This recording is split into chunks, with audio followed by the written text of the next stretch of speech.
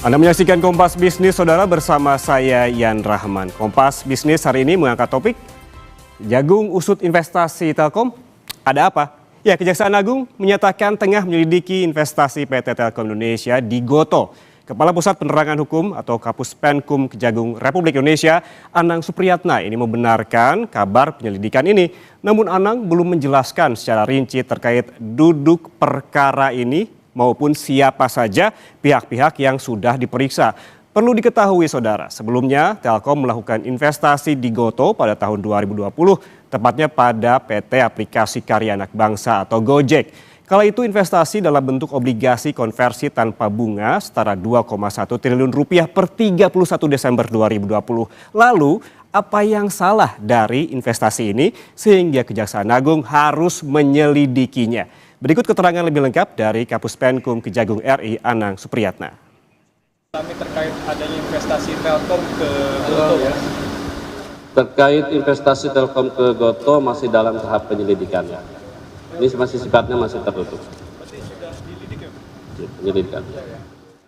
Ya, Saudara, sebelum bahas investasi nyangkut, kita pahami dulu bagaimana kinerja keuangan dari Telkom berikut ini. Mengacu pada laporan keuangan Telkom kuartal 3 tahun 2025, sepanjang Januari hingga September, Telkom mengantongi pendapatan 109,61 triliun rupiah, turun 2,31% dibandingkan pendapatan pada kuartal 3 tahun 2024 sebesar 112,22 triliun rupiah. Bahkan, Saudara, jika dibandingkan dengan 2 tahun lalu, ini yakni per September 2023, pendapatannya masih lebih besar, yaitu 111,3 triliun rupiah. Pendapatan tahun 2025 ini berasal dari segmen data internet dan IT service sebesar 64,8 triliun, IndiHome 19,73 triliun rupiah, dan sisanya berasal dari interkoneksi, SMS hingga jasa telekomunikasi lainnya.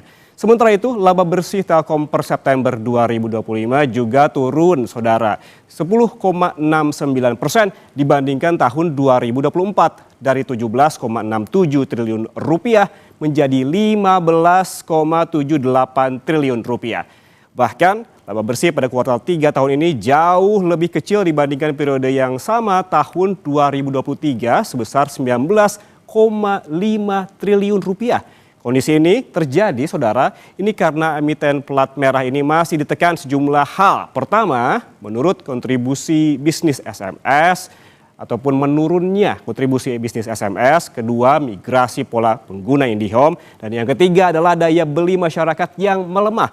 Data ini kami dapatkan lewat keterbukaan informasi Telkom. Dan selanjutnya, Kompas Bisnis melihat kinerja saham Telkom berikut ini. Ini dia, Saudara, kinerja saham pada tahun 2025 sebetulnya tidak bisa dibilang jelek karena naik sebesar 33,70%. Level terendah tercatat pada 8 April ini sebesar Rp2.290. Emiten ini terus melonjak hingga 14 Agustus. Inilah lonjakan paling tinggi di tahun ini, berada di level Rp3.420. Namun setelah laporan keuangan di kuartal 3 diumumkan, pasar merespons negatif hingga Telkom berada di level 3.210. Dan kemudian emiten ini kembali bangkit perlahan pada penutupan bursa di hari Senin lalu di angka 3.610 per lembar saham. Selain juga kinerja saham, perlu diketahui juga seberapa besar kerugian investasi Telkomsel di Gotoh di data berikutnya.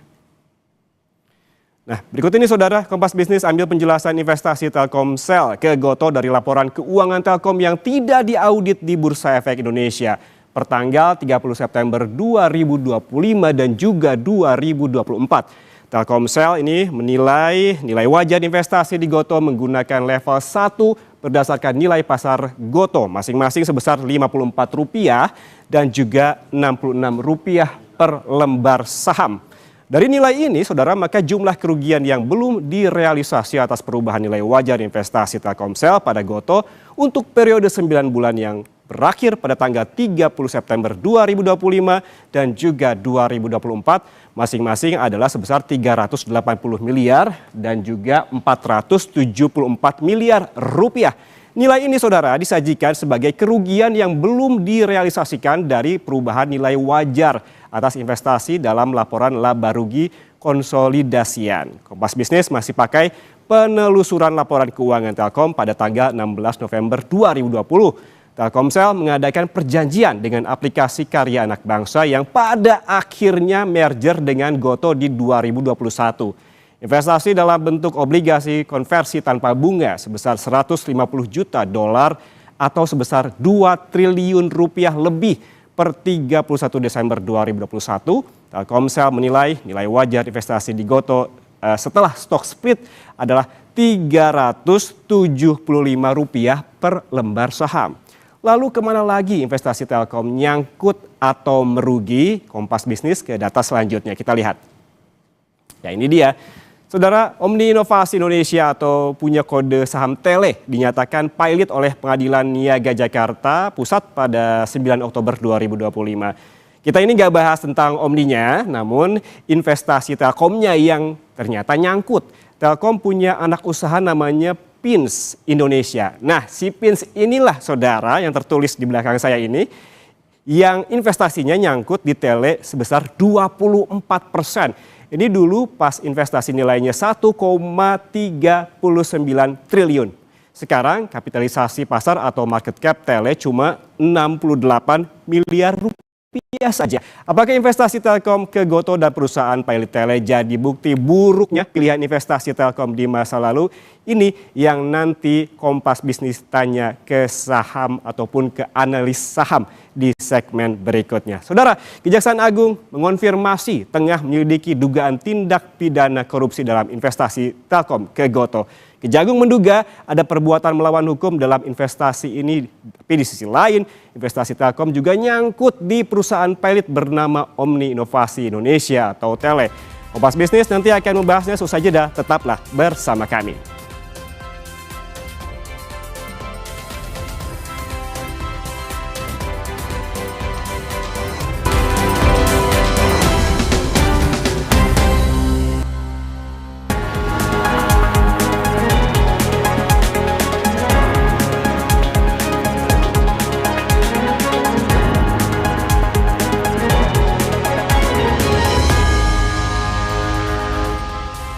Anda masih bersama kami di Kompas Bisnis, saudara, dan untuk mengetahui lebih jelas terkait dugaan korupsi investasi Telkom di Goto yang kini tengah diselidiki oleh Kejaksaan Agung, apa yang salah sih dari investasi ini dan apakah investasi ini menyebabkan kerugian bagi Telkom? Kita bahas bersama Kapus Penkum periode 2009 hingga 2010, Jasman Panjaitan, dan juga pengamat pasar modal Yanuariski. Selamat pagi Bapak-Bapak. Pagi Pak. Selamat pagi. Sebelumnya Kompas Bisnis juga sudah menghubungi Telkom dan Telkomsel untuk klarifikasi, namun belum ada respons. Jadi kami mendapatkan data-data tadi ini dari laporan keuangan yang bisa diakses di Bursa Efek Indonesia. Saya ke Pak Jasman terlebih dahulu. Pak Jasman, ini biasanya dalam penyelidikan soal investasi, begitu apa saja sih poin-poin penting yang dicurigai oleh Kejaksaan Agung yang biasa menjadi poin pemeriksaan? Baik. Jadi ini setiap perusahaan yang sudah tergolong perusahaan terbuka, ya, mereka harus hati-hati. Hati-hati. Jangan sampai nanti bahwa perusahaan itu merugi akibat daripada investasi yang tidak hati-hati. Ya, kuncinya di sini adalah hati-hati. Oke. Jangan sembarangan yang mengakibatkan kerugian negara. Kerugian negara yang disebabkan oleh ketidakhati-hatian adalah merupakan bisa dikategorikan sebagai perbuatan melawan hukum. Di mana dalam tindak pidana korupsi itu ada mens rea. Mens rea itu niat jahat. Ya, niat jahat yang kemudian diwujudkan dalam bentuk aktus reus, yaitu investasi yang tidak hati-hati. Nah, inilah menjadi dasar jaksa untuk mengkategorikan suatu kerugian itu adalah kerugian negara. Namun juga aparat penegak hukum harus hati-hati. Karena di dalam dunia bisnis ada namanya bisnis judgment rule. Jangan sampai nanti bahwa itu adalah kerugian yang bukan merupakan tindak pidana. Begitu, Pak. Oke, kalau kita mengacu kepada kehati-hatian tadi, intinya ataupun kuncinya adalah hati-hati begitu ya Pak, seperti yang Anda sebutkan tadi. Ya. Biasanya terkait dengan kehati-hatian ini berarti ada siapa mereka yang dianggap hati-hati atau tidak hati-hati. Terkait dengan siapa dan juga jabatannya, siapa saja dan jabatan apa saja yang berpotensi diperiksa oleh Kejaksaan Agung terkait dengan ketidakhati-hatian ini. Ya, ini tentunya semua direksi diamati. Direksi ini berbuat apa? Kapan? Di mana? Kan gitu, Pak. Jadi untuk mengetahui siapa-siapanya, itu adalah dia melakukan apa? Kan gitu. Tadi saya ulangi lagi, bahwa kalau dia tidak hati-hati, mengakibatkan kerugian, maka itu dapat dikategorikan sebagai tindak pidana korupsi. Begitu, Pak. Oke, harus tetap digarisbawahi terkait dengan hati-hatian, bukan apa, tetapi juga siapa begitu yang penting dalam hal ini. Saya ke Pak Yanwar, ini terkait dengan Gotoh dan juga Telkom begitu. Nyangkut di Gotoh terkait dengan investasi dan juga Tele. Apakah ini bukti buruknya portofolio investasi dari Telkom? Ya, gini ya. Jadi saya mungkin ingin melanjutkan apa yang dikatakan oleh Pak Jasman tadi ya. Jadi di mana sih sebetulnya perbuatan melawan hukumnya? Nah, kalau terkait dengan perusahaan terbuka ya TBK gitu ya. Ini adanya di Undang-Undang Pasar Modal, di Undang-Undang Nomor 8 tahun 95 tentang pasar modal. Jadi yang disebut dengan mens rea ataupun juga perbuatan melawan hukum itu jika terjadi transaksi benturan konflik kepentingan. Nah, kemudian ada unsur berikutnya lagi adalah ada yang diuntungkan. Kalau yang diuntungkan itu aparat negara, yaitu korupsi, seperti katakan Pak Jasman. Tapi bisa saja tidak ada yang diuntungkan, tapi ada yang dirugikan. Yang dirugikan itu siapa? Publik, gitu ya. Nah, kemudian apa indikasi bahwa transaksi benturan konflik kepentingan itu terjadi? Yang pertama di pasal 1 Undang-Undang Nomor 8 sangat jelas. Adanya posisi afiliasi. Jadi afiliasi itu apabila aksi korporasinya dilakukan di Telkom dan juga di Telkom dalam hal ini mengkonsolidasikan laporan keuangan Telkomsel. Jadi sebetulnya pengendalian penuh terhadap Telkomsel itu ada di Telkom. Nah, kemudian Telkom juga mengendalikan penuh Tele. Jadi kebijakan untuk investasi di anak perusahaan itu juga ada di Telkom. Nah, di situ dilihat ketika corporate action di GoTo dan di Tele, ada nggak hubungan afiliasi antara para pejabat dalam hal ini di boardroomnya Telkom, karena boardroom Telkom ini yang menentukan aksi korporasi Telkomsel bisa dilakukan, di boardroom Telkomsel, di boardroom Telkom, kemudian Telkom siapa pengendalinya? Kementerian BUMN. Nah, apakah antara tiga pihak ini, Kementerian BUMN yang mengendalikan Telkom, Telkom yang mengendalikan Telkomsel, dengan pihak di GoTo ada hubungan afiliasi? Pasal 1 mengatakan hubungan afiliasi bisa karena keluarga, jadi di antara mereka ada hubungan keluarga. Pasal 1 juga mengatakan bisa karena hubungannya itu satu posisi yang sama. Misalnya saja di Telkomsel dia komisaris utama, kemudian juga di Gojek juga komisaris, itu dalam posisi yang sama. Kemudian di komisaris utamanya Gojek misalnya itu adalah afiliasi keluarga dengan Menteri BUMN pada saat itu berafiliasi. Nah, sekarang kan tetap saja gitu ya, hubungan afiliasi ini menimbulkan benturan konflik kepentingan nggak? Benturan konflik kepentingan ini apa?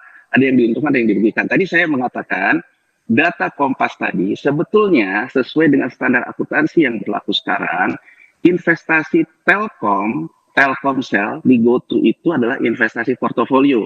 Mengukurnya adalah begitu tutup buku, investasi portofolio ini ada nggak penurunan nilai atau kenaikan nilai dari tahun buku sebelumnya. Kalau dia turun dari tahun buku sebelumnya, maka dia akan direalisasikan dicatat rugi. Begitu dicatat rugi, mengurangi rugi laba, dan kemudian mengurangi lebih ditahan, itulah kemudian kenapa sekarang jadi perkara. Jadi sebetulnya yang dicatat oleh Kompas tadi kan baru impairment di 2024-2025, sebetulnya impairment yang besar ada di 2023. Jadi total sekarang yang sudah dicatatkan rugi itu sebesar 5,2 triliun. Nah, artinya unsur kerugian sudah ada, unsur afiliasinya sudah ada dalam proses penyelidikan. Nah, untuk memunculkan unsur-unsur yang lainnya, yaitu memang haknya penegak hukum, dalam ini Kejaksaan Agung. Oke, Pak Yanuar, berarti ini Anda menyebutkan ada potensi konflik kepentingan terkait dengan keluarga dalam kasus ini? Keluarga dan juga terkait dengan posisi yang sama di dua perusahaan. Kemudian ada juga salah satu komisaris Telkom yang juga dia menjadi lawyernya dari merger Gojek Tokopedia. Jadi hubungan afiliasinya terdiri dari keluarga, kemudian hubungan profesi itu karena dia jadi lawyer, dia juga komisaris di Telkom, dan kemudian ada satu yang memang dia komisaris di Telkomsel, juga komisaris di Gojeknya. Oke, baik. Nah, Apabila kita melihat juga dengan investasinya yang nyangkut ini, apakah ini juga kalau kita berbicara fundamental begitu, akan mempengaruhi laba rugi dari Telkom? oh sangat. Jadi sebetulnya kalau kita lihat ya ketika 2023, kalau kita lihat laporan keuangan Telkom di rugi labanya, impairment itu sudah terjadi, Mas. Jadi ada di rugi laba itu rugi penurunan nilai investasi. Nah, kalau rugi penurunan investasi itu berarti laba usaha Telkom akan terkurangi. Jadi misalnya di 2023 yang besar sekitar 4,2 triliun, dia terkurangi. Kalau laba usahanya terkurangi, berarti kan dividen pemerintah pun terkurangi. Dan kemudian itu akan masuk ke laba ditahan di rekening ekuitas. Rekening ekuitas akan mengurangi juga potensi modal negara. Nah, yang jadi masalah adalah sebetulnya Telkom ini gede, Mas. Jadi gini loh, saya ingin memberikan gambarannya. Investasi di GoTo ini tentunya kan obligasi konversi yang kemudian dilakukan menjadi hak right ketika merger Gojek Tokopedia terjadi. Nah, ini kenapa menjadi transaksi material? Karena sesuai dengan standar akuntansi nomor 22, begitu merger ada yang setuju dengan revaluasi baru, maka seluruh harga sahamnya naik, dan masuknya Telkomsel membuat harga 1 perak jadi 260, dan kemudian yang keluar exit. Berarti ada yang diuntungkan. Ada orang yang kemudian exit dari situ akibat aksi korporasi dari Telkom. Nah, jadi kalau sekarang kita lihat dari konstruksi itu sebetulnya kenapa dipilih Telkomsel? Karena Telkomsel itu adalah sekitar 70-80% dari isinya laporan keuangan Telkom. Nah, angka 6,4 triliun itu ya yang diberikan oleh Telkomsel ke GoTo itu hanya sekitar 8, sekian persen dari pendapatan Telkomsel. Jadi saya ingin menjawab pertanyaan Kompas, intinya adalah ini persoalan jago-jago aja pilih BUMN mana yang nyuntik. Kalau BUMN yang kemudian labanya tebal, kena impairment 5,4 itu nggak terlalu terasa, Mas, karena pendapatan dia saja secara konsolidasi sudah 35T gitu loh. Jadi artinya ini pintar-pintar memilih itu, tapi kan yang namanya perbuatan melawan hukum tetap perbuatan melawan hukum. Menarik sebetulnya kalau kita lihat juga terkait dengan pembahasan tadi, ada soal akarnya dulu, awalnya dulu terkait juga tadi sempat disinggung obligasi konversi. Sebetulnya barang apa sih ini begitu? Dan juga kita tanyakan ke Pak Jasman terkait juga apakah selain Telkom, apakah mungkin Kejagung juga memeriksa pihak ketiga, misalkan perusahaan sekuritas? Namun Bapak-Bapak jangan dijawab dulu, kita akan kembali sesaat lagi, tetap bersama kami di Kompas Bisnis.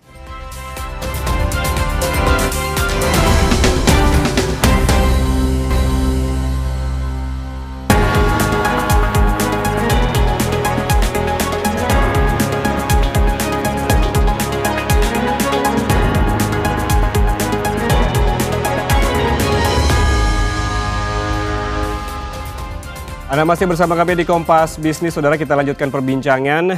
Pak Jasman, kita tadi sempat mempertanyakan terkait apakah selain Telkom, apakah mungkin begitu Kejaksaan Agung juga memeriksa pihak-pihak ketiga, misalkan perusahaan sekuritas begitu terkait dengan kasus investasi Telkom di GoTo? Ya, bisa saja Pak. Ada orang yang mempunyai otoritas, ya, bisa saja yang bisa mengintervensi Telkom. Nah, tentunya ada yang inilah yang kita katakan tadi, seharusnya tujuan perusahaan itu kan adalah untuk mencari keuntungan yang sebesar-besarnya.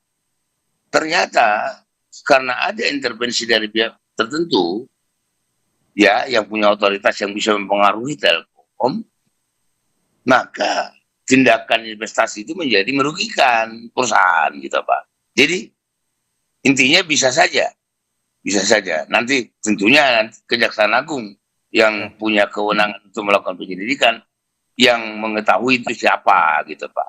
Bisa saja dan sangat terbuka begitu pemeriksaan pihak ketiga begitu ya. Kemudian Iya. Pak Jasman, investasi Telkom ini kan dilakukan sebelum Gotoh, sebelum melantai di bursa dan juga perusahaan ini jelas-jelas rugi. Apakah ini bisa jadi poin kecurigaan dari Kejaksaan Agung dalam pemeriksaan nanti? Bisa saja Pak, bisa saja. Bisa saja. Yang penting tadi inti pokoknya itu adalah ada nggak mens rea. Terus yang tadi yang dikatakan ada pihak ketiga, ada namanya intellectual dader. Ya, intellectual dader ini dia tidak melakukan, seolah-olah dia tidak melakukan. Padahal sebenarnya dia sudah menggerakkan Telkomsel untuk melakukan investasi yang merugikan, gitu Pak. Oke, baik. Berarti memang segala kemungkinan bisa saja terjadi, bisa saja dilakukan oleh Kejaksaan Agung. Tadi juga dikaitkan dengan mens rea-nya.